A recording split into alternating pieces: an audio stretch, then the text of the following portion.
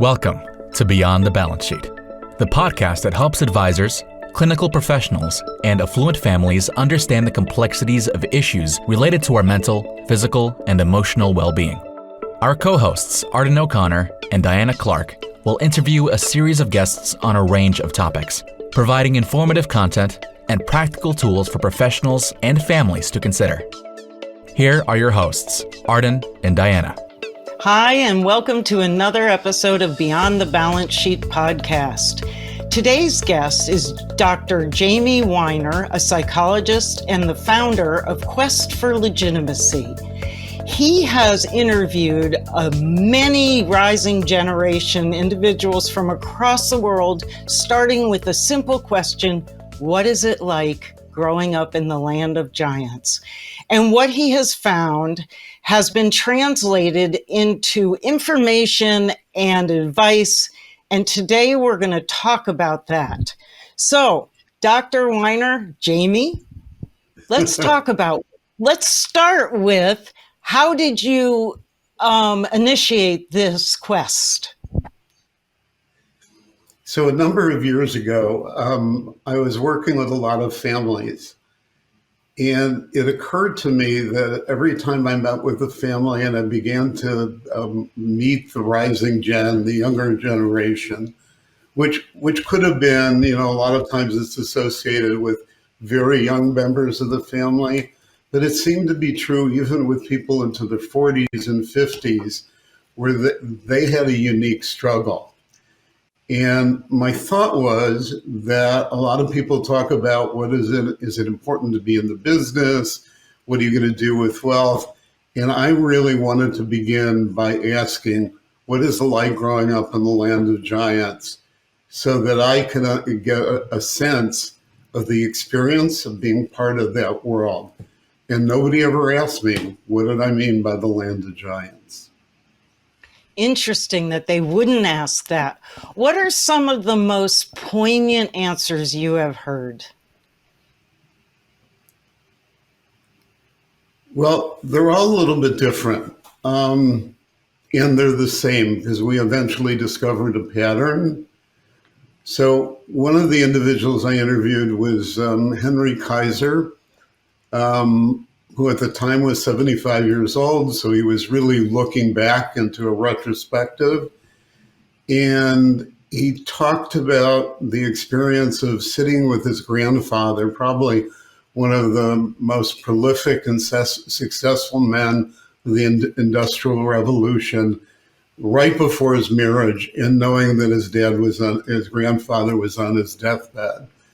And it was a conversation where he felt his whole life had been prepared to take a role, and they couldn't get at that conversation.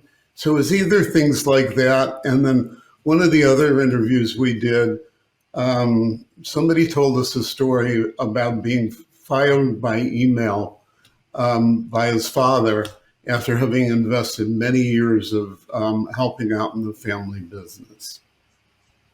Wow, that's pretty cold. Yeah. So what is the book, The Quest For Legitimacy? Love the title. Yeah. Tell me about the book. So that the subtitle is How Children of Prominent Families Find Their Unique Place in the World.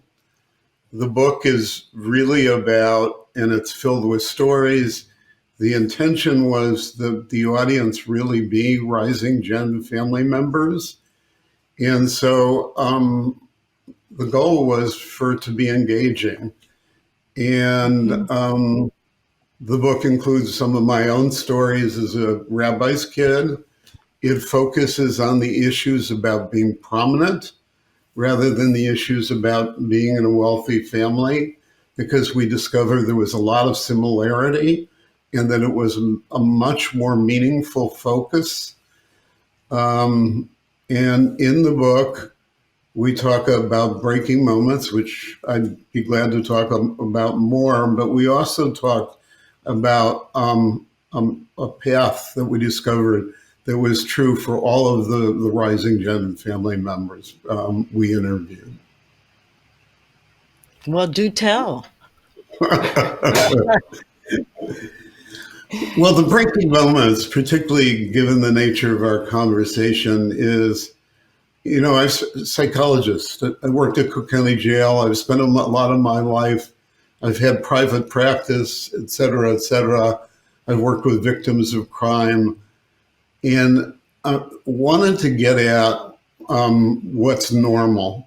And what we found is that everybody who we interviewed had significant breaking moments where there was a disruption between what they anticipated that their life was going to be and how it turned out. And these moments were followed by what I call periods of liminality, of feeling betwixt and between. And it's important because I think that's moments where people rush to, oh my God, how terrible it is, and all of that stuff. Getting fired by email is not a good experience. But those are also potentially the moments where growth can happen and where the ability to begin to restructure your life can exist. And when I discovered breaking moments, I also realized the breaking moments in my own life. And I looked back at all the different populations that I worked with and realized that it's a significant human experience that we don't completely understand. So do some of these breaking moments translate into estrangement in the family systems, or are these usually internal breaking moments where the vision of self and future are shifting? Rishi, the gentleman who was fired by email, stopped talking to his parents for 2 years. So that is one extreme. During that period of time, he completely restructured what he was doing with his life, got a position to teach in a university in Canada, and made the decision on his own. His parents one was Indian, so there was a cultural thing going on, and his mom was Canadian and far more independent thinking, even though she had found a role. And after 2 years, he went and he knocked on the door of his parents. And his dad answered. He had no idea what the response would be. And his Indian father looked back at him and said, "I'm so glad you did this. I never would have." And it was the beginning of really a transformation in the relationships. But I also have examples where there were breaking moments and there was still a close bond between family and the rising gen family member. And so it's quite a range. If you were advising parents of rising gen members, and I know this may go a little far afield, but just curious, what about your research engenders certain kinds of advice to parents about rising generations? I think that question also really connects with the period we're in. Far more often, I'm running into parents who are very, very scared about what's going on with the rising gen. They also have far more information. There's far more about learning disabilities, and it is probably the most observed generation that's coming up, which makes it very hard for parents of rising gen to say, you know what, they need to have their own quest. And particularly in families where there's a lot of wealth, and there may be family governance, there may be meetings, there may be all kinds of other things that are going on. It's hard to see that the growth and development of somebody over a period of a lifetime is still about them being able to discover who they are and how they're going to empower themselves. Right. Their own sense of purpose, right? It goes back to Frankl's book, Man's Search for Meaning. Everybody has to find their own sense of purpose in order to function at their best or survive the most difficult, right? And that book is a great example. You know, he lived through being in a concentration camp. And so he really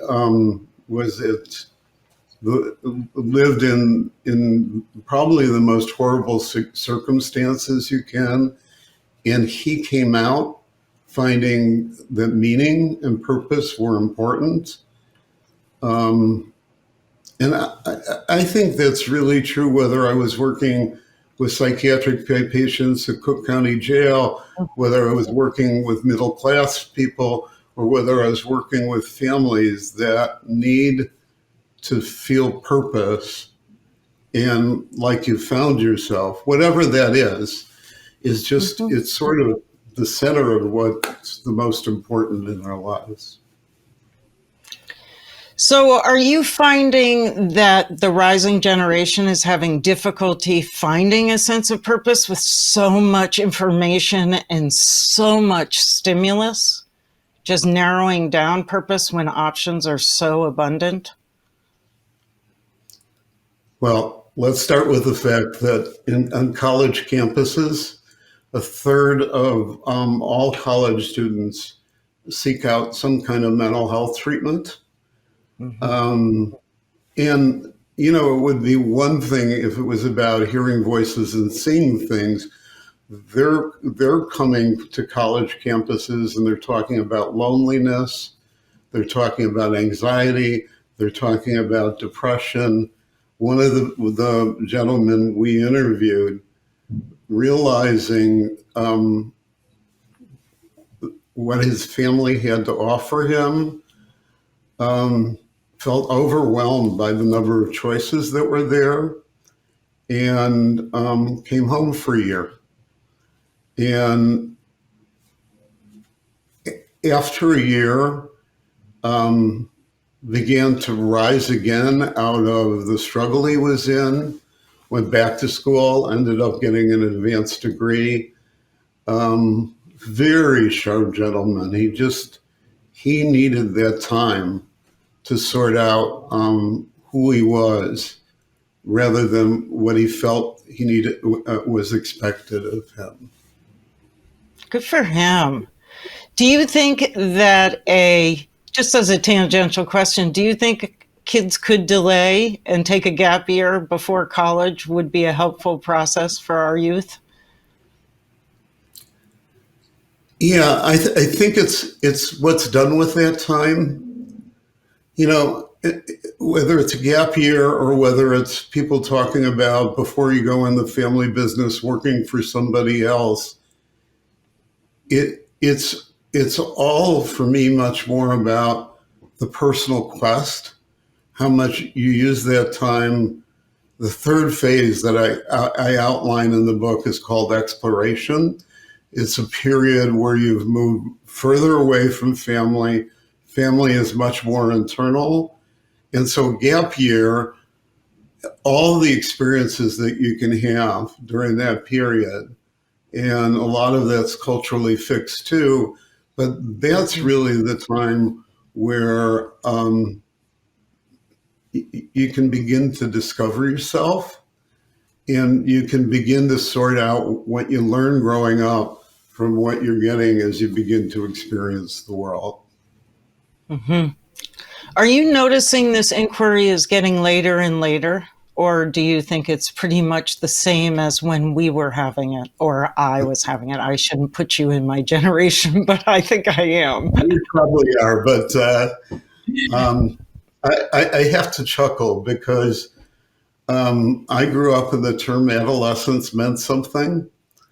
I don't think it has the same meaning anymore. I think we've transitioned to the term emerging adult. And who knows when emerging adult ends.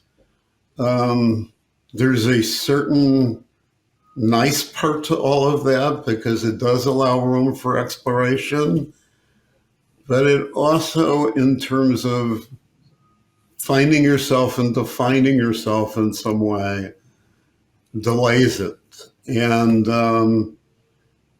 you may make it with more information by that point.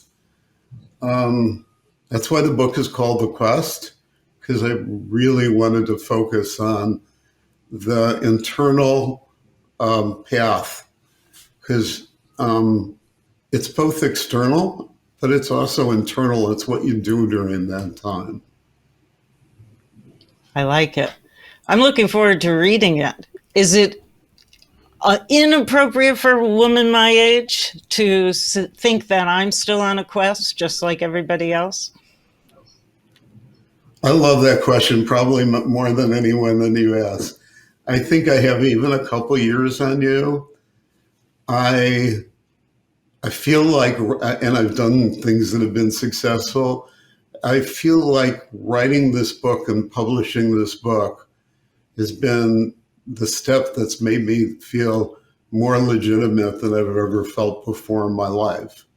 So on a very personal level, I don't think it's age fixed. I think rising is a lifetime pursuit. So I hope we're both doing it.